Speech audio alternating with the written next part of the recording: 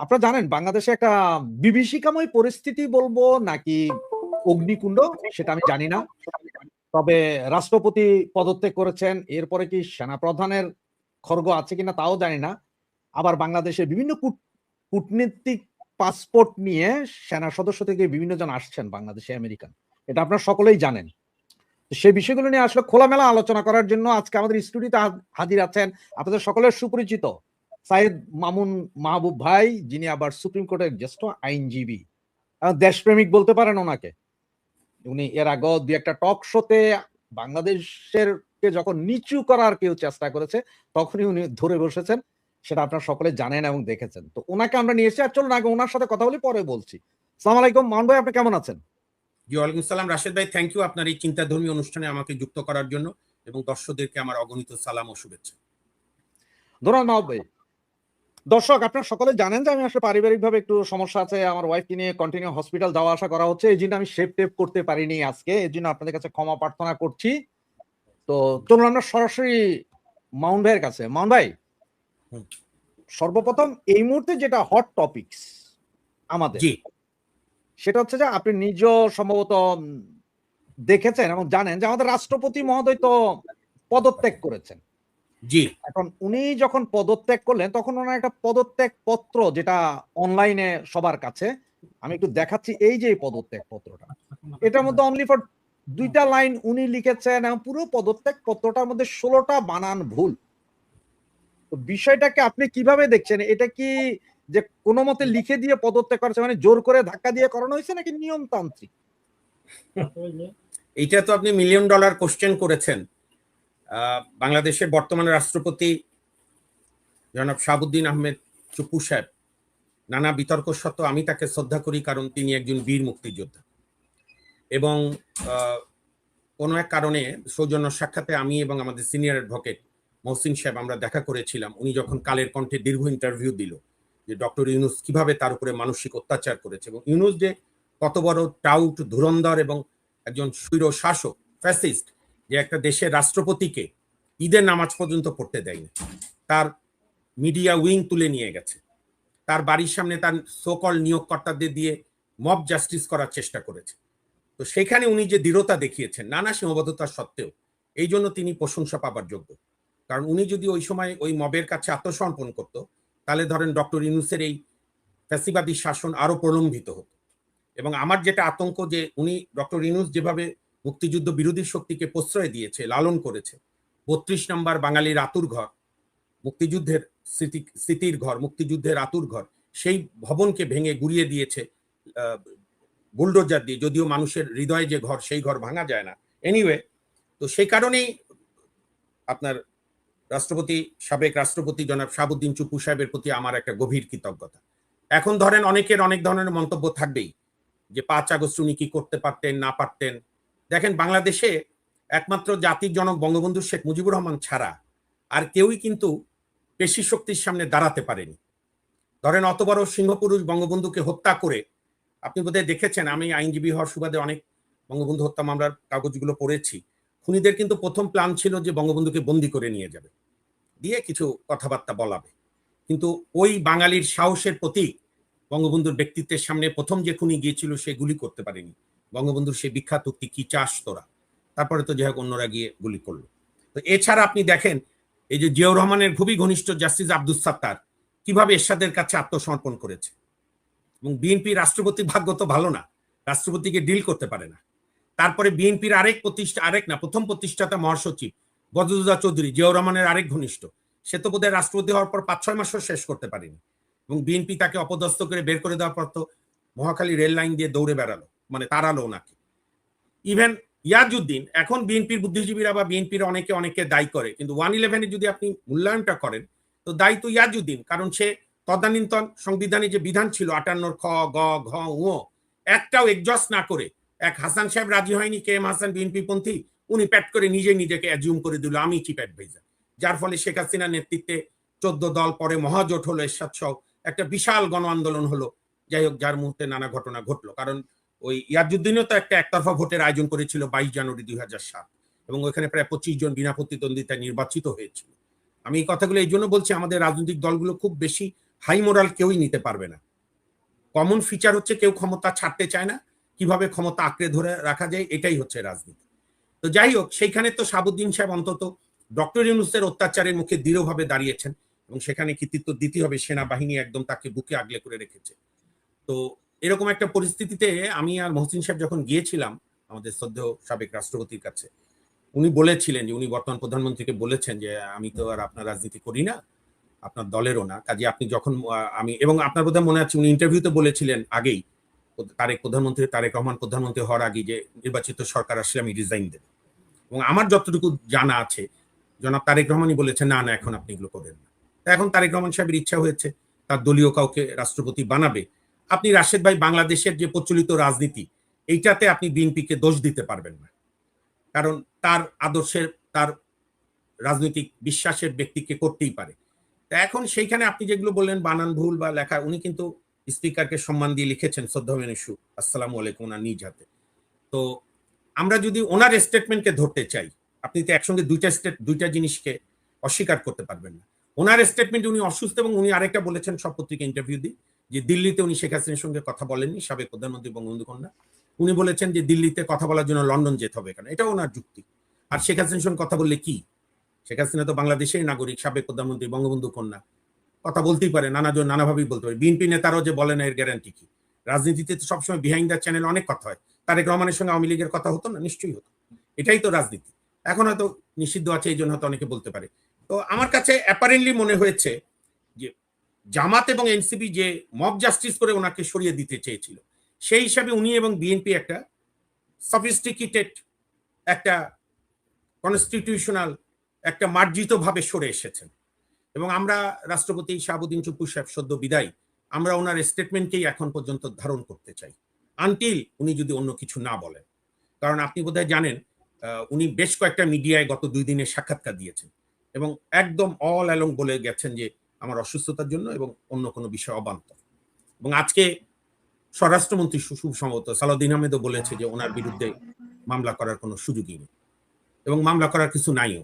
কারণ জুলাই আগস্টের ঘটনায় যদি বলেন, উনি নির্বাহী বিভাগের প্রধান ছিলেন না, কাজী। আর জুলাই আগস্টে তো নিরপেক্ষ কোনো তদন্তই হয়নি, মামলা তো পরে। জি রাশেদ ভাই।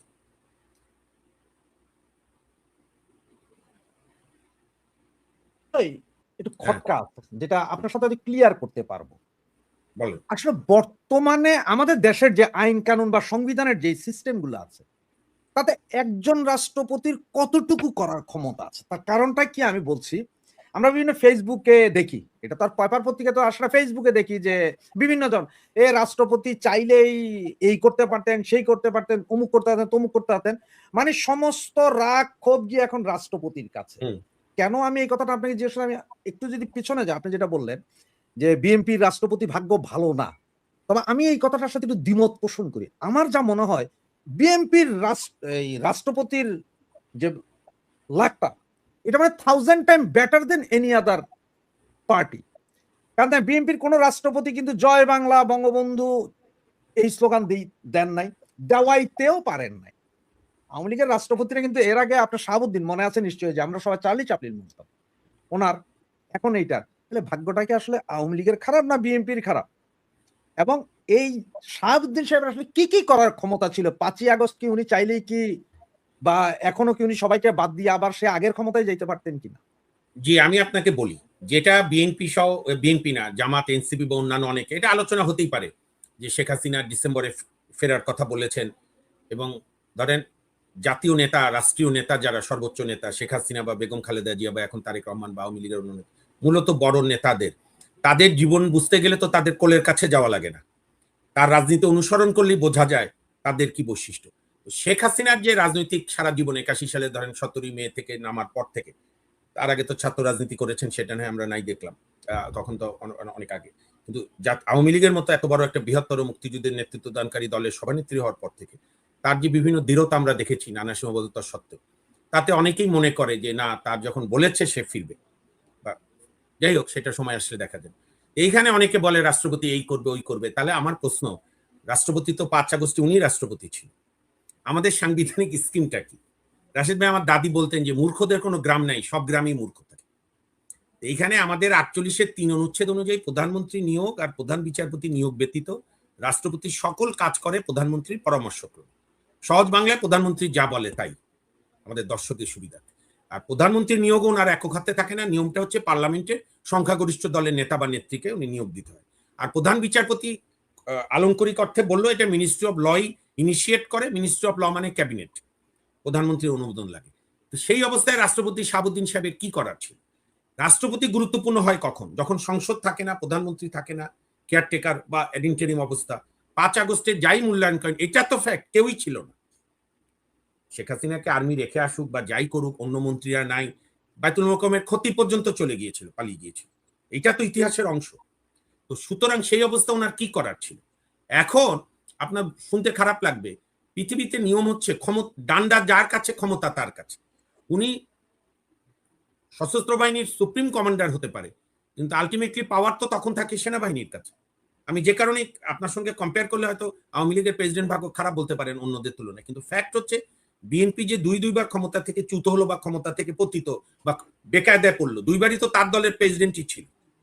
একবার আব্দুল সাত্তার আর একবার ইয়াজউদ্দিন। আমি সেই প্রেক্ষাপটে বলছি। এবার হয়তো বলতে পারেন এর নাম কি, আমাদের শ্রদ্ধেয় শাহাবুদ্দিন চুপ্পু সাহেব। কিন্তু ওখানে তো কিছু করার থাকে না আমার মতে, আমি যেটুকু সংবিধান বুঝি সাংবিধানিক আইনের ছাত্র হিসেবে, বা এখনো কি করার ছিল। কিন্তু আপনার এই প্রশ্ন বা খটকার উত্তর একবারই দেওয়া যাবে না। তাহলে প্রশ্ন উঠবে যে হঠাৎ কি হলো, বিএনপি কেন এখনই তাকে বদলালো? আমি যেটুকু আমি শুনেছি, আন্ডারস্ট্যান্ডিং ছিল যে আরো কিছুদিন উনি থাকলেও থাকতে পারত। এটা তো সবচেয়ে ভালো বিএনপি এবং তার দলের প্রধানমন্ত্রী তারেক রহমান বলতে পারবে কি হিসাব নিকাশ। কিন্তু আমার কাছে মনে হয়েছে যে ওনার পদত্যাগের মধ্য দিয়ে বিদায়টা অন্তত একটা সেন্সেবল হয়েছে, একটা স্যানিটি ফিরে এসছে। ধরেন ওনার বাসার সামনে দিয়ে উগ্র মিছিল করানো, ওই ওনার বাসার সামনে যে হানিফ ফ্লাইওভার প্রয়াত মেয়র মোহাম্মদ হানিফ সাহেবের নামে, সেইখানে 3-4টা ট্রাক রাখা, যে আপনার গণভবনের মতো আরেকটা লুট হবে বঙ্গভবন মৌলবাদী গোষ্ঠী দ্বারা, তো বা উচ্ছৃঙ্খলরা দ্বারা, সেইটা তো সেনাবাহিনীরও দৃঢ় রোল ছিল। ইভেন ওই সময় বিএনপিও বলেছে যে না, আমরা প্রেসিডেন্ট পদ শূন্য চাই না। আমি ইতিহাসের স্টেটমেন্ট দিচ্ছি, ভালো খারাপ তো ইতিহাস মূল্যায়ন করবো। তো সেই হিসাবে আমার কাছে মনে হয়েছে যে শাহাবুদ্দিন সাহেব প্র্যাগমেটিক সিদ্ধান্ত নিয়েছে। ওনাকে যখনই হয়তো প্রধানমন্ত্রী বলেছে, উনি বলেছেন ঠিক আছে আমি ছেড়ে দিচ্ছি। অসুখ বিসুখ আছে, কিন্তু এমন না যে এখনই ওনার পদত্যাগ করতে হতো, আমি যেটুকু বুঝি। তো এইভাবেই। তবে আমার কাছে মনে হচ্ছে যে আমাদের রাষ্ট্রের কর্তা ব্যক্তিদের আরো সেন্সের পরিচয় দেওয়া উচিত ছিল। এই যে একটা গুজব টুজব দিয়ে নানা রকম কথাবার্তা বলা, দায় সারা গোছের নিউজ ছাড়া, আমার দেশ যার একটা গৈবলসীয় মিডিয়া হয়েছে, তো যাক এগুলো থাকবেই, নানা থেকেই মানুষ সত্যটাই বেছে নেবে বলে আমার বিশ্বাস। যেমন আপনার এই মুহূর্তে অনেকে অনেক রকম প্রশ্ন করছে, অনেকে অনেক রকম ইকুয়েশন মিলানোর চেষ্টা করছে। আমার যতটুকু মনে আছে, আপনারা সম্ভবত মনে আছে, এরশাদ যখন ক্ষমতা নিয়েছিল, হোসেন মোহাম্মদ এরশাদ, আমার এখনো মনে আছে, আমরা একটা বাংলা নাটক বাংলা নাটক দেখছিলাম, খেয়াল নাই সেই নাটকের কথা। তো হঠাৎ নাটকের মাঝখানে বন্ধ হয়ে গেল টিভি। তখন তো এই 20 ইঞ্চি সাদা কালো টিভি, ন্যাশনাল টিভি, যেটা চ্যানেল ঘুরানো যেত, ওই বিটিভি ছিল সবার কাছে। বিটিভি। হঠাৎ করে দেখা যায় পর্দা ঝিরঝির করে উঠলো, আমরা মনে হচ্ছে হয়তো অ্যান্টিনা নড়ে গেছে। এরপরে দেখা যায় না, জাতির উদ্দেশ্যে রাষ্ট্রপতি ভাষণ দিবে, উনি শরীর খারাপ, আমি চলে যাচ্ছি, এই ছিল কাহিনী। আর এবারের এই পদত্যাগ পত্র তো বৃহস্পতিবার, অফিসিয়াল ডে, বৃহস্পতিবারে নিতে পারতো, সোমবারে নিতে পারতো, মঙ্গলবারে নিতে পারতো, তা না করে রাশেদ ভাই শুক্রবারে কেন? না, তবে রাশেদ ভাই সাবেক বিচারপতি, সাবেক রাষ্ট্রপতি আব্দুস সাত্তারের আর আমাদের সদ্য বিদায়ী রাষ্ট্রপতি শাহাবুদ্দিন চুপ্পু সাহেবের সঙ্গে একটা মৌলিক পার্থক্য আছে। তখন প্রেসিডেন্সিয়াল সিস্টেম আমাদের, তখন রাষ্ট্রপতি নির্বাহী বিভাগের মেইন, অর্থাৎ তখন প্রধানমন্ত্রী শাসিত সরকার না। ফলে সাত্তার সরে যাওয়া মানে এরশাদই ক্ষমতায় আসা। এক্ষেত্রে কিন্তু এইটা না, যদিও তিনি রাষ্ট্রের 1 নম্বর ব্যক্তি, যিনি রাষ্ট্রপতি ছিলেন বা ভবিষ্যতে হবে, যা কিছু আইন হয়, যা কিছু অ্যাপয়েন্টমেন্ট হয় ওনার নামে হয়, কিন্তু ফ্যাক্ট রিমেইন যে সংসদীয় ব্যবস্থায় প্রধানমন্ত্রী হচ্ছে রাষ্ট্রের মূল ক্ষমতা। তো ফলে আব্দুস সাত্তারের রিজাইন দেওয়ার শাহাবুদ্দিন চুপ্পু সাহেবের রিজাইন দেওয়ার মধ্যে একটা মৌলিক পার্থক্য আছে। মানে ওইটার মধ্যে ক্ষমতার চেঞ্জ হয়েছে, আর এটার মধ্যে রাষ্ট্রপতি পদের চেঞ্জ হয়েছে। আমি এইভাবে মূল্যায়ন করতে চাই যে তারেক রহমান সাহেবরা হয়তো ভেবেছেন বিএনপিরা যে আগামী 5 আগস্টের আগে আমরা শেখ হাসিনার নিয়োগকৃত কাউকেই রাখবো না, এটাও তাদের মানসিকতা হতে পারে। না, শুক্রবারে কেন করতে হবে? কেন এটা বৃহস্পতিবারে নয়? কেন এটা সোমবারে নয়? শুক্রবারটা কেন বাছা হইল? শুক্রবারে তো এটা তো বিএনপি ভালো উত্তর দিতে পারবে। তার আবার আরেকজন যে অসুস্থ ছিল স্পিকার, তাকে তো চিকিৎসা বাদ দিয়েই তাকে উড়িয়ে নিয়ে এসে শুক্রবারে করলো।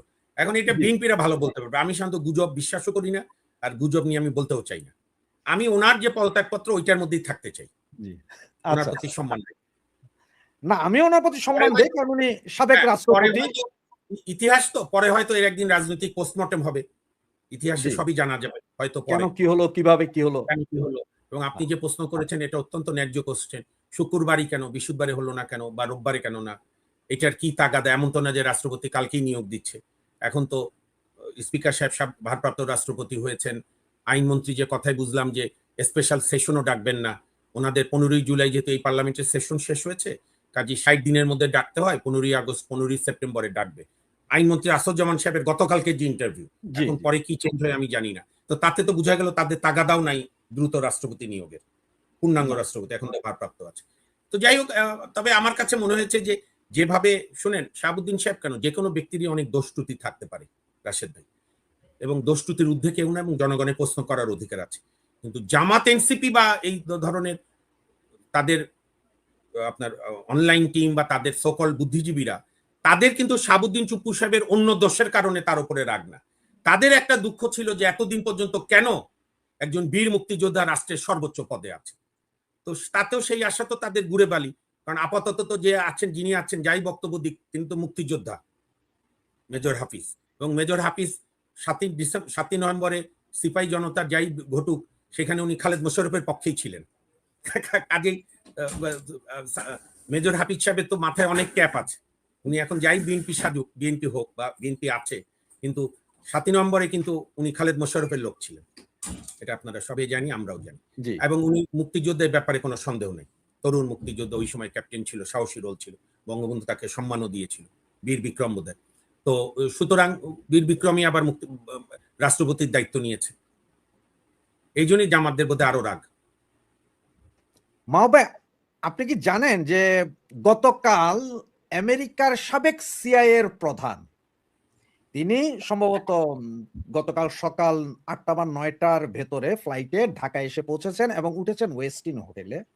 এছাড়াও সাথে আরো 13 জন কূটনীতিক আছে, আমেরিকান ওই কূটনীতিক। সার্জিও গোর আসার আগেই এসছে। কার্যকর আসাকে তাদের সকলের পাসপোর্ট, এন্ট্রি সিল, ডিপ্লোম্যাটিক পাসপোর্টের সমস্ত কপি আমার কাছে আছে, কিন্তু কিছু আইনগত বাধা থাকার কারণে আমি তো আপনি প্রকাশ করতে। আপনার আপনার পডকাস্টে আপনি বোধহয় এটা গতকালও বলেছিলেন, হুম আমি হ্যাঁ, দেখেছি। জি, যেগুলো আমি হয়তো আইনগত কারণে আমি প্রকাশ কারণ করতে আপনি পারবো না। দেখাবেন না, সেটা আপনার স্বাধীনতা আছে। হ্যাঁ, এই 13 জন ছাড়াও পুরো ওয়েস্টিন হোটেলে 30টা রুম বুকিং আছে, সবগুলাই আমেরিকান এম্বাসির নামে। হঠাৎ করে সিআইএ প্রধানের, সাবেক প্রধানের আগমন, যিনি সারা বিশ্বে সবচেয়ে বেশি মেডেল যার কাঁধে আছে বা বুকে আছে, বিভিন্ন অকারেন্সের সাথে উনি জড়িত আছে। অকারেন্স বলতে যুদ্ধগুলো, বাংলাদেশে কি যুদ্ধ হবে নাকি, কেন হঠাৎ করে ওনার এই আগমন? একটা হচ্ছে তো আমিও শুনেছি আপনার মতো দায়িত্বশীল সাংবাদিক ব্যক্তিত্বের কাছ থেকেই গতকালই আপনার একটা নিউজ প্রোগ্রামে। একটা তো সার্জিও আল গোর কিন্তু আপনার শুধু ইন্ডিয়ায় আমেরিকার অ্যাম্বাসেডর না, তিনি দক্ষিণ মধ্য এশিয়ার মূল প্রতিনিধি, যেটা আগে ডোনাল্ড লু ছিল জি বাইডেনের আমলে। আর এই যে বর্তমান মার্কিন যুক্তরাষ্ট্রের রাষ্ট্রপতিরও সে তার বড় ছেলের ব্যবসায়িক পার্টনার। আর ট্রাম্প তো একটা আদতে পূর্ণাঙ্গ ব্যবসায়ী, এবং এটা সে লুকোচুরি করে না। তো সেই ভদ্রলোক যখন আসছে, এইটা তো অনেক কিছুই ঘটতে পারে। আমি বলছি যে বিএনপি, তারেক রহমান যে চীনের সঙ্গে সম্পর্ক উন্নয়ন করার চেষ্টা করছে, বা তুরস্ক বা চীনকে করিডোর দেওয়া, বা নানা রকম ড্রোন ফ্যাক্টরি তুরস্কের সাহায্যে, আমার কাছে মনে হচ্ছে আলগোর আমেরিকার যে চুক্তি হয়েছে, যে চুক্তি আমি বলি গোলামির চুক্তি, কিংবা বিএনপির এমপি বীর মুক্তিযোদ্ধা ফজলুর রহমানের ভাষায় 1757 পলাশী ট্র্যাজেডির পরে রবার্ট ক্লাইভ আর মির জাফরের চুক্তির মতো, যেটা ইউনুস করে গেছে মাত্র ভোটের 3 দিন আগে। তো সেই চুক্তি অনুযায়ী সরকার হয়তো সব কথা শুনছে না আমেরিকার। আলগোর সার্জিও গোর হয়তো শোনানোর জন্য আসছে। কারণ মার্কিন যুক্তরাষ্ট্রের, এটা বোধহয় খুব সম্ভবত আমি ভুল না বললে, ফিলিপাইনের পতিত রাষ্ট্রপতি মার্কোসের স্ত্রী মেলদা, অথবা ভিয়েতনামের যারই হোক, বলেছিল যে মার্কিন যুক্তরাষ্ট্র যার বন্ধু তারা শত্রু লাগে না। তো এখন বর্তমান সরকারও বুঝুক যে এইভাবে চুক্তি রেখে আমেরিকার সঙ্গে কিভাবে কি ডিল করবে। তবে এত ঘন ঘন মার্কিন যুক্তরাষ্ট্রে এত বড় বড় কর্মকর্তা আসা, এটা তো উদ্বেগের বিষয়, কারণ আমাদের মতো দেশে তাদের কি এমন আছে। তো তবে আমি একটা কথা বলি আপনার, সেটা হচ্ছে যে মার্কিন যুক্তরাষ্ট্র যাই বলুক না কেন, বাংলাদেশের মাটি কিন্তু সাংঘাতিক একটা টিপিক্যাল মাটি। বাংলাদেশের মানুষ অনেক সময় শোনে, সহ্য করে, থাকে, মনে হয় যেন সব ঘুমিয়ে আছে, কিন্তু হঠাৎ জেগে ওঠে, যেটা বাংলাদেশের মাটি কি পাকিস্তান খুব উর্বর নাকি? হতে পারে। তাদের অ্যাকচুয়ালি আমাদের গরিবের একটা প্রবাদটা দেওয়া ঠিক না, আমার মেয়ে শুনলে মাইন্ড করবে যে তুমি মহিলা নিয়ে বললা কেন। তো যাই হোক, আমি অনুমতি নিয়েই বলছি যে প্রবাদ আছে না যে গরিবের বউ হলে সবার ভাবি হয়। জি তো জি। এখন বাংলাদেশের বঙ্গোপসাগর এবং সেন্ট মার্টিন, এবং আপনি মানেন আর না মানেন, আমি চাই আর না চাই, আমি বলি আর না বলি, এখন কিন্তু বাংলাদেশের মানুষের কাছে বলে না যে আল্লাহর মায়ের দুনিয়ার বাইর, বা ধর্মের কল বাতাসে নয়। একটা জিনিস খুব প্রস্ফুটিত হচ্ছে মার্কিন যুক্তরাষ্ট্রের সঙ্গে এই দাসখতে চুক্তির পর, যে শেখ হাসিনার বিরুদ্ধে যাই অভিযোগ থাক, but she is a nationalist, এবং সে যে তার বাবার মতোই মার্কিন যুক্তরাষ্ট্রের সঙ্গে আপোষ করেনি, তার এটা প্রমাণ। শেখ হাসিনা কিন্তু 22 সাল থেকে বিভিন্ন ইন্টারভিউতে বলেছেন যে আমি মার্কিন যুক্তরাষ্ট্রকে সেন্ট মার্টিন দিয়ে দিলে আমার থাকা নিশ্চিত, আমাকে শুধু সরানো না, আমাকে হত্যাও হতে পারে। তো এদিক দিয়ে শেখ হাসিনা বলবো আমি যে মানুষই বলছে, এটা আমরা না। আমি অনেক সাধারণ মানুষের কাছেও শুনি। আমার একটা সুবিধা কি রাশেদ ভাই, আপনারও আছে, আপনার এই সাংবাদিকতা, আইনজীবী, এই প্রফেশনের সুবিধা হচ্ছে সমাজের টপ টু বটম জীবনের খুব বিপদের সময় আসে আমাদের কাছে, বিশেষ করে আইনজীবীর কাছে। ফলে সমাজের সর্বস্তরের সঙ্গে আমার একটা সংযোগের সুবিধা হয়। তো সেখানে আমি দেখেছি ইভেন অনেক বিএনপি ভাবাপন্ন মানুষও বলে যে আর যাই হোক, Sheikh Hasina is a nationalist, সে মার্কিন যুক্তরাষ্ট্রের কাছে বা ডাউন করেনি। এবং এর আগে গত সম্ভবত 15-20 দিন আগে, এর আগে 3 জন বিশেষজ্ঞ আসছিলেন বাংলাদেশে। এটা নিয়ে আমরা অনেকেই কন্টেন্ট করেছি, আমি নিজেও কন্টেন্ট করেছিলাম। তার মধ্যে একজন বিশেষজ্ঞ ছিলেন যিনি দীর্ঘ 20 বছর সারা পৃথিবীতে যত মহামারী হয়েছে, মহামারীর বিষয়ে উনি বিশেষজ্ঞ। মানে মহামারীগুলো কখন ঘটে, কিভাবে ঘটে এগুলো সব জানেন। ন্যাচারাল ক্যালামিটি গুলো, হ্যাঁ, হ্যাঁ। ডিজাস্টার। এবং স্পেশালিস্ট ইবোলা ভাইরাস, খুব কাছ থেকে 5 বছর উনি ওখানে থেকেই দেখেছেন। আজকে সকালবেলা হঠাৎ করে আমি ইউরোপের আমাদের এখানকার বিভিন্ন পত্রিকাতে দেখলাম যে 1300 ডেড অলরেডি এগেইন ইবোলা, সে আফ্রিকার সেই দেশগুলো। তাহলে এই পারসন তিনিও বাংলাদেশে গিয়েছিলেন জাস্ট 15-20 দিন আগে। এক উনি মহামারী বিশেষজ্ঞ গিয়েছেন, দ্বিতীয় গিয়ে আরেকজন গিয়েছিলেন যিনি তাও উনি বিশেষজ্ঞ, সেটা হচ্ছে যে পশু সম্পদ বা প্রাণী সম্পদ এবং খাদ্যর উপরে যে মহামারীটা হয় এইটার উপরে বিশেষজ্ঞ। এই দুইজনের কাজ কি ছিল বাংলাদেশে? কেন এগুলো ডিসক্লোজ করা হয়নি? ওনারা কোথায় গিয়েছিলেন? কার সাথে কথা বলেছেন? হ্যাঁ, যখনই কোনো এটা আমার অভিজ্ঞতায় দেখেছি ভাই, যে কোনো সরকারের সময় যখনই ভিনদেশী এরকম বিশেষজ্ঞদের যা আশা এবং তাদের কর্মকাণ্ডকে আড়াল করা হয়, তখন এটা অটোমেটিক কোলাটেরাল ড্যামেজ হচ্ছে, মানুষ সন্দেহ করে।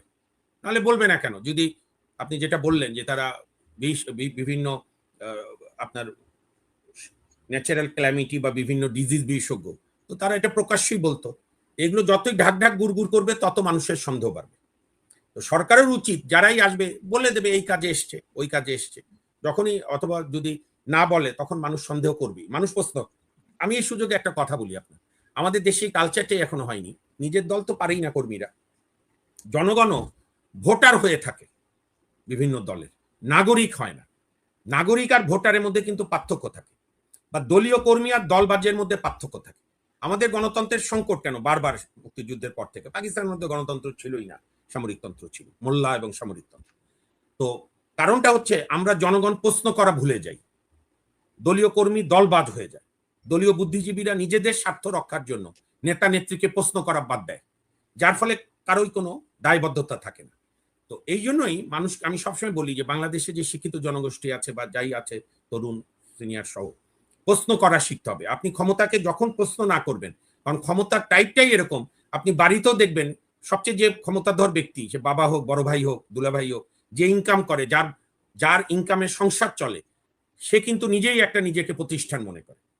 ফলে আপনি দেখবেন প্রশ্ন করার অভ্যাস বাসা থেকেই মানুষকে বন্ধ করে আমাদের বাংলাদেশে। মুরব্বী আসতে প্রশ্ন করুন, মুরব্বী যে ভুল করে, হ্যাঁ থাকো, বেয়াদবি হয়ে যায়। তো আমাদের বাংলাদেশের জন্ম কিন্তু এই বেয়াদবি থেকেই, মানে সকল বেয়াদবি। 1948 সালে 30শে জানুয়ারি তদানীন্তন পাকিস্তানের রাষ্ট্রপিতা জিন্না যে উদ্ধত বক্তৃতা দিল, Urdu and Urdu shall be the only state language of Pakistan, Curzon হলের ওই সময় 48 সালের 30শে জানুয়ারি, আপনি চিন্তা করেন জিন্নার কি অবস্থান। সেইখানে কিন্তু 4 তরুণ, আমরা তার নাম ইতিহাস মনে রাখিনি, নো নো বলে চিৎকার করেছিল।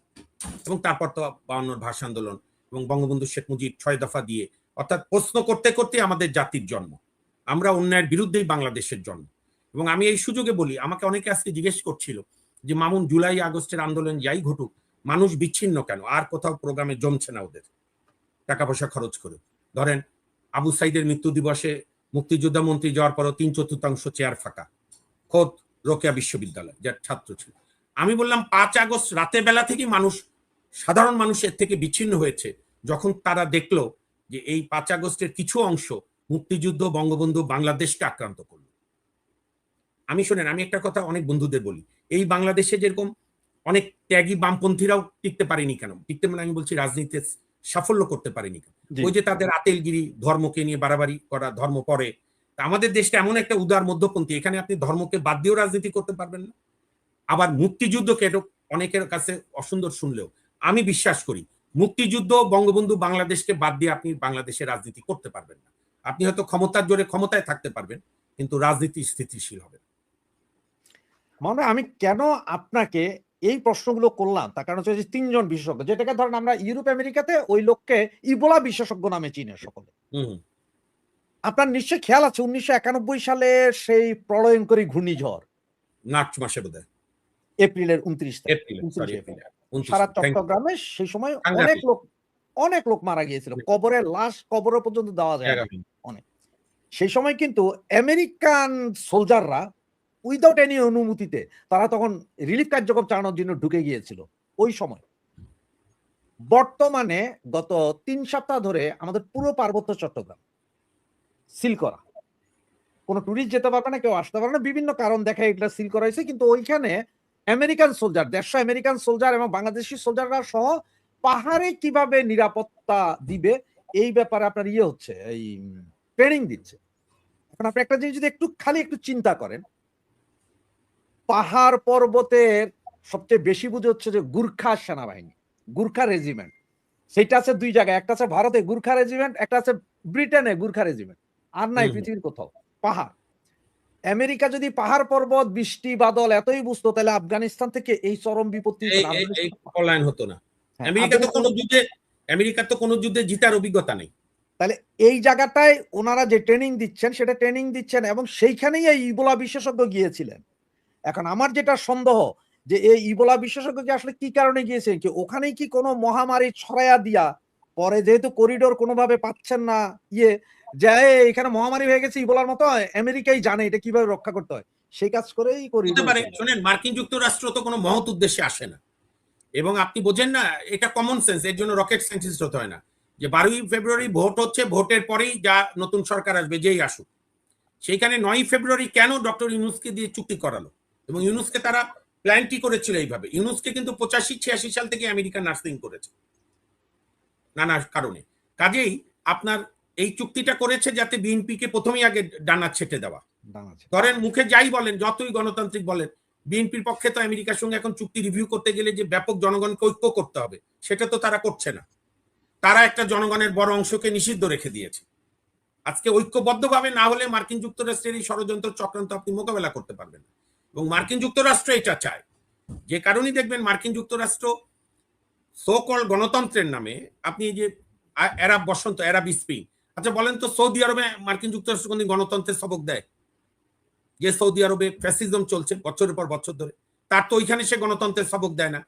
ওইখানে তো বাইডেন ডেমোক্রেসি কনফারেন্স করে না, যেখানে গণতন্ত্র এক ফোঁটা নাই, কারণ সৌদি আরব তার মিত্র, মানে আনকোশ্চেনেবল মিত্র। সৌদি আরব করে না, পাকিস্তানও গণতন্ত্রের সবক দেয় না, তারা আমাদের এখানে দিক দেয়। এবং আমেরিকা নষ্টটা কি করেছে দেখেন, আমি কারো পক্ষে বলছি না, লিবিয়াতে গাদ্দাফি যাই স্বৈরাচার থাকুক, গাদ্দাফি তো একটা লিবিয়াকে এক রেখেছিল। ওই গাদ্দাফি, এবং ওইখানে কিন্তু কোনো ক্ষুধা ছিল না, হয়তো বাক স্বাধীনতা কতটুক ছিল না ছিল প্রশ্নের ব্যাপার, কিন্তু কোনো ক্ষুধা ছিল না, দারিদ্র ছিল না। কিন্তু সেই লিবিয়াকে সে তছনছ করে দিয়ে এখন তো লিবিয়া বোধহয় 2-3টা, একটা কোন ওয়ারলর্ড চালায়, আরেকটা কি চালায়, ইরাক তাই, সিরিয়া তাই। মার্কিন যুক্তরাষ্ট্রে তো কোথাও জিতার অভিজ্ঞতা নেই। ভিয়েতনামে অস্বাভাবিক পরাজয়, ইরানে পারল না, প্রত্যেকদিন বলছে সব উড়িয়ে দিয়েছি, পারছে না কিছুই। আপোষ করানোর জন্য তার, আমি তো বলবো চাকর রাষ্ট্র, মানে অনুগত রাষ্ট্র পাকিস্তানকে দিয়ে সে এগুলো করালো। আর আমেরিকা কি জিনিস সেটা তো ইমরান খান বুঝেছে। পাকিস্তানে আমাদের মুক্তিযুদ্ধের জন্য এখনো ক্ষমা চাইনি, এই জন্য পাকিস্তানে আমার কোনদিন আগ্রহ নেই। কিন্তু ফ্যাক্ট রিমেইন্স যে পাকিস্তান তো ভৌগোলিক অংশে, মানে ভৌগোলিক পৃথিবীতে জায়গা আছে। সেই ইমরান খান আমেরিকার কথা শুনেনি দেখি তো তারই নির্মম পরিণতি। তো সুতরাং আমেরিকার ব্যাপারে বিএনপিকে সজাগ থাকতে হবে। তারা থাকবে নাকি তারা এর মধ্যে ঢুকে যাবে সময় গেলে বোঝা যাবে। কিন্তু মার্কিন যুক্তরাষ্ট্রের সঙ্গে দর কষাকষি করতে গেলে যে ঐক্যবদ্ধ বাংলাদেশ দরকার, বিএনপি সেই পথে হাঁটছে না। এটুকু আসলে দেখেন, এই যে আমি যেটা বললাম যে ওই ইবোলা বিশেষজ্ঞ ইয়েতে গিয়েছিল, সেটার ভিডিও আমাকে দেওয়া হয়েছে বা ওখান থেকে আমার লাইভ দেখানো হয়েছে। নানা ধরনের এগুলো করে, সাপ হয়ে কামড় দেয়, ওঝা হয়ে ঝাড়ে। হ্যাঁ, যেই ব্যক্তি দিয়েছে সে আমাকে মানা করলো যে ভাই ভিডিওটা আপনি কখনো কোথাও দেখাবেন না, প্রমিস করেন, কারণ তাহলে আমার লাইফ শেষ, আমার পরিবারও চলে যাবে। আমি এই জন্য ওনাকে ওয়াদা করেছিলাম যে আমি কখনো দেখাবো না। ভালো করেছেন। এখন আপনি দেখেন তাহলে আপনার তো তথ্যগুলো পেতে হবে যেভাবেই হোক। ওখানে গেল ইবোলা বিশেষজ্ঞ, একটু আপনি একটু জাস্ট ডট গুলো যদি মিলান, পাহাড় আর সাগর নিয়ে তো আমেরিকার দীর্ঘদিনের খেলা। হ্যাঁ, আপনি যে ডট গুলো মিলান, যে শেখ হাসিনা 23-এ বলেছিল যে সাদা চামড়াধারীরা রাষ্ট্র করতে চায়, আমি সেখানে আপত্তি না করলে আমার কোনো ইলেকশন নিয়ে ঝামেলা নাই। এবং দেখেন সেই ইবোলা বিশেষজ্ঞ আমার দেশ থেকে ঘুরে গেল, এখন শুনতেছি 1300 মারা গেছে। ইবোলা তো আবার আফ্রিকাতে, ইবোলার প্রাদুর্ভাব আফ্রিকাতে, বাংলাদেশে আসে কিনা আমি জানি না। এরপরে আপনার যিনি যে প্রাণী সম্পদ এবং খাদ্য শস্যের উপরে বিশেষজ্ঞ, তিনি ঘুরে গেলেন। তিনি ঘুরে যাওয়ার পরে গত 3 দিন আগে জাতিসংঘ বলেছে 1,81,00,000 লোক চরম খাদ্য সংকটে পড়বে বাংলাদেশে। ইউরিয়া সারের দাম 50% বেড়ে গেছে। ইউনূস গভর্নমেন্ট এর আগে চুক্তি করে গেছে যে ডাম্পিং সেন্টার হবে আমাদের এখানে, মানে যেই খাদ্য পৃথিবীর কোনো দেশ নেয় না সেগুলো এখন চুক্তি তো খুবই মানে নতজানু চুক্তি। তাহলে এই বিশেষজ্ঞরা আসার পরে যা যা ঘটছে এখন, এগুলিকে আমরা মিলাবো না যে তারাই এসে ঘটাচ্ছে আমাদের ভেতরে? এবং এটা খুবই সতর্কতার সঙ্গে উচিত গভর্নমেন্টের কাজ করা। এখন কি করবে না করবে তো আমরা সন্দিহান। মোহন ভাই, আমার লাস্ট কোশ্চেন বলতে পারেন, এরপরে যদি কোনো কমেন্টসে যদি কোনো কোশ্চেন থাকে সেটাও তো নিব। আমার লাস্ট কোশ্চেন হচ্ছে যে রাষ্ট্রপতি তো চলে গেলেন, আপনি বলছিলেন যে সেনাপ্রধান বুক দিয়ে আগলে রেখেছিলেন রাষ্ট্রপতিকে। রাষ্ট্রপতি তো নরমালি কাগজে কলমে 3 বাহিনী প্রধান, সেনা, নৌ এবং বিমান, 3 বাহিনী প্রধান। আমাদের সেনাপ্রধান যেদিন টার্কি যায় সেদিন সারা রাত উনি মিটিং করেছেন, বিভিন্ন বাহিনী প্রধান, এবং তারেক জিয়াও সম্ভবত ছিলেন। এরপরে রাষ্ট্রপতির পদত্যাগ করানো হলো। এবার কি সেনাপ্রধান, কারণ সেনাপ্রধান তো একবার বলে যে আওয়ামী লীগের আত্মীয়, আবার আওয়ামী লীগ আমলে উনি আসছেন, এবার কি ওনার উপরে চলবে নাকি উনি বেঁচে যাবেন, কি মনে হয়? এইটা বলা খুব মুশকিল। এটা বিএনপির একদম সেন্ট্রাল নেতা যারা, বিশেষ করে প্রধানমন্ত্রী তারেক রহমান, তার চিন্তা ভাবনা কি। কিন্তু ওয়াকারুজ্জামানের তো ওই সিনেমার মতো মনে হয়, যে বিখ্যাত একটা ছবি ছিল শাবানা নায়িকার সঙ্গে বোধহয় ফারুক আলমগীরকে, যে সখী তুমি কার। তো শেখ হাসিনার আত্মীয় হলেও ওয়াকারুজ্জামান, আমি কোনো মূল্যায়ন করছি না সঠিক না বেঠিক, কিন্তু ফ্যাক্ট রিমেইন্স যে আন্দোলন যাই হোক, 3রা আগস্টে সেনাবাহিনীর ওই সিদ্ধান্ত তো আন্দোলনকে এগিয়ে নিয়েছিল যে আমরা জনগণের বিরুদ্ধে গুলি করব না। এবং 5 তারিখে তো সেনাবাহিনী সমস্ত ঢাকার ঢোকার পয়েন্টগুলোতে ব্যারিকেড সরিয়ে দিয়েছে। তো সেদিক দিয়ে তো এই আন্দোলন বা যার পরবর্তী ফলশ্রুতি নির্বাচনে এবং নির্বাচনের ব্যাপারও তো সেনাপ্রধান ওয়াকারুজ্জামান খুব দৃঢ় রোল নিয়েছিল যে 18 মাসের মধ্যে আমরা নির্বাচন দেখতে চাই। ইউনূস সাহেব বলছিল 5 বছর থাকবো, 10 বছর থাকবো, বা তার কিছু অনুগত লোক নানা রকম কথা বলছিল। তো সেই হিসাবে আমি জানি না সেনাপ্রধানের সঙ্গে বর্তমান সরকারের সম্পর্ক কেমন, এটা সময় বলে দেবে। তবে আমি কারণ দেখি না ওনাকে সরানোর কোনো, আনলেস ভিতরে যদি কিছু না থাকে। মামুন ভাই, একটা কমেন্টস, উনি জানতে চাচ্ছেন যে শেখ হাসিনা বলেছেন যে উনি ডিসেম্বরের ভেতরেই ফিরবেন, এবং যদি উনি ফিরেন ডিসেম্বরের ভেতরে তখন তো লাখো লাখো লোক হবে এই অবস্থা। ওই সময় কি সেনাবাহিনী কি গুলি চালাবেন, নাকি সেনাবাহিনী সেই 3রা আগস্টের মতোই বলবেন যে আমরা জনগণের উপর গুলি চালাবো না? এইটা তো খুব প্রেডিক্ট করা মুশকিল। তবে আমি একজন নাগরিক হিসাবে, গণতন্ত্রে বিশ্বাসী একজন মানুষ হিসাবে, আমার কাছে রয়টারে শেখ হাসিনার দীর্ঘ সাক্ষাৎকারটা আমি পড়েছি রয়টারে অনলাইন। উনি এখানে কিন্তু একটা খুব তাৎপর্যপূর্ণ কথা বলেছে। এটাই একজন রাজনৈতিক নেতার কাছ থেকে আমরা আশা করি, যে দলেরই হোক। উনি বলেছেন আমার বিচার হতে থাক বা আমার যাই কিছু হোক, আওয়ামী লীগ কাজ করবে, আওয়ামী লীগ নির্বাচন করবে। এই যে একটা ত্যাগের মানসিকতা, যে আমার উপর দিয়ে যাই হোক আওয়ামী লীগ কাজ করবে, শোনেন রাশেদ ভাই, আমাকে এই জন্য অনেকে অনেক রকম মাইন্ড করে, অনেকে রাগ করে, আমি সবার প্রতি শ্রদ্ধা রেখেই বলি। আওয়ামী লীগ আমলের জন্য অনেকে আওয়ামী লীগারও আমাকে রাগ করতো। আমি পরিষ্কার বলি, আওয়ামী লীগ এবং বিএনপি 1979 সাল থেকে, অর্থাৎ জিয়াউর রহমান প্রতিষ্ঠা করার পর থেকে আজ পর্যন্ত যতগুলো বৈধ ভোট হয়েছে মোটামুটি বাংলাদেশের স্টাইল, সেখানে দুইটি রাজনৈতিক দল 75% ভোটারকে প্রতিনিধিত্ব করে। কোনোবার আওয়ামী লীগ 45%, বিএনপি 30%, কোনোবার বিএনপি 38%, আওয়ামী লীগ 37%। এমনকি 79 সাল বঙ্গবন্ধুবিহীন আওয়ামী লীগ, শেখ হাসিনাও তখন দেশে ফেরেননি, প্রয়াত আব্দুর রাজ্জাকের নেতৃত্বে আওয়ামী লীগ, মালিক উকিল কামাল সাহেব সহ ডক্টর, সেখানে আওয়ামী লীগ সেকেন্ড হয়তো হয়েছিল 79 নির্বাচনে, 39টা আসন পেয়েছিল, কিন্তু ভোটে কিন্তু সেকেন্ড। বরং 2008-এ বিএনপি রেজাল্টের চেয়ে আওয়ামী লীগের 79 সালের রেজাল্ট ভালো ছিল। 2008-এ বিএনপি 29টা পেয়েছিল, কিন্তু বিএনপি সেকেন্ড ভোট পেয়েছিল। নানা সময় তো নানা চেষ্টা করেছে, তৃতীয় শক্তি করব, হ্যান করব, ত্যান করব। আমিও মনে করি গণতন্ত্রের 3-4টা কাছাকাছি শক্তি লাগে, তাহলে সরকারগুলো স্বৈরাচার হয় না।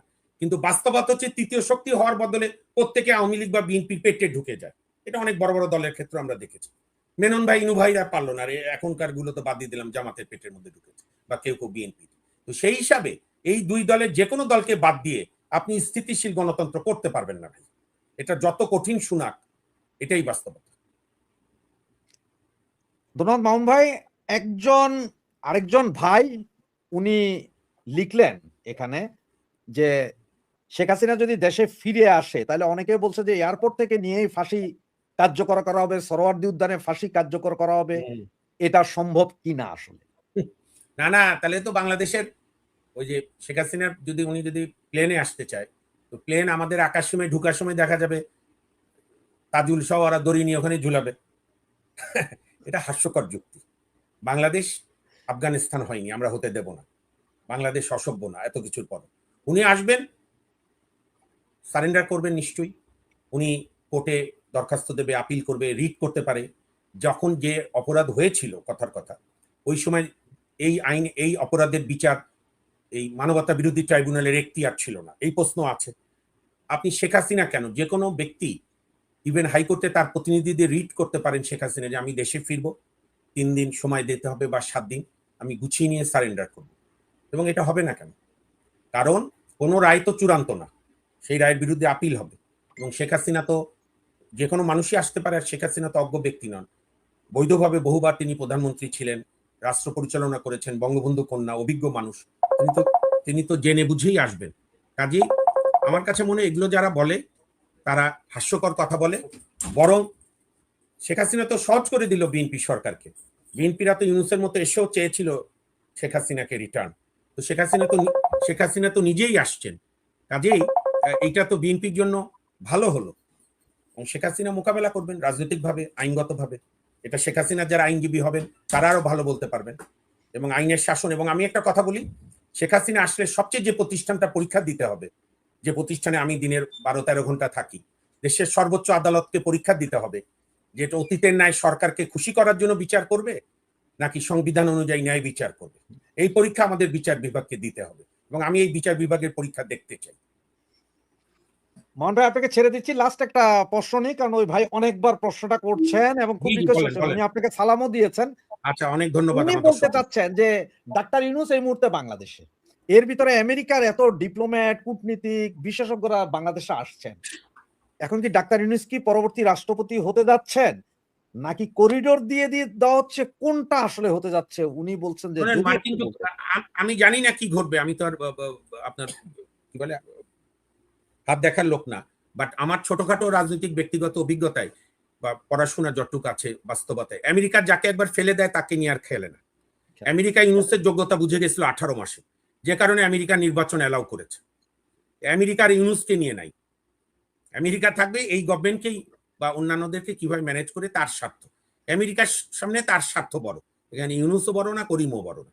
ওই সুযোগ আমার নাই। আর আমার তারেক রহমানের প্রতি এইটুকু আস্থা আছে, উনি ওনার দলের নেতা সালাউদ্দিন সাহেব তো পার্লামেন্টে বলেছে যে ইউনূস সাহেবের কাছ থেকে ভোট নেওয়ার জন্য যা যা দাবি করেছিল আমরা সব মেনে নিয়েছি। হ্যাঁ, এটা এবং সংসদে, এবং সালাউদ্দিন আহমেদ তো তারেক জিয়ার বৈধ প্রতিনিধি, পার্লামেন্টের কথা বলে প্রধানমন্ত্রী। তো সুতরাং তারেক জিয়া নিশ্চয়ই চাইবে না যে আরেকবার ইউনূসের হাতে বন্দী হতে, আমার বিশ্বাস। ধন্যবাদ মোহন থ্যাংক মাহবুব ইউ। ভাই ধন্যবাদ। সুপ্রিয় দর্শক শ্রোতা মন্ডলী যারা এতক্ষণ আমাদেরকে দেখছিলেন, দর্শক শ্রোতা মন্ডলী আপনার অনেক কোশ্চেন আমি পুরোপুরি নিতে পারিনি, কারণ আজকে প্রথম এসেছেন ভাই আমাদের এখানে। তো আমি চেষ্টা করব প্রতি সপ্তাহে যে কোনো একটা নির্দিষ্ট দিনে ওনাকে আনার জন্য। আসলে উনিও সময় বের করে আমাদেরকে দিচ্ছেন, দেশের প্রয়োজনে কাজ করছেন। ওনার সামনে আমি যতগুলো ওনার টক শো দেখেছি, অন্য কোনো অতিথি, অন্য কোনো দেশের অতিথি এসে আমার দেশকে ছোট করার দুঃসাহস দেখাতে পারেননি মাহবুব ভাইয়ের কাছে। যে জন্য আমার খুব ভালো লাগে ওনাকে।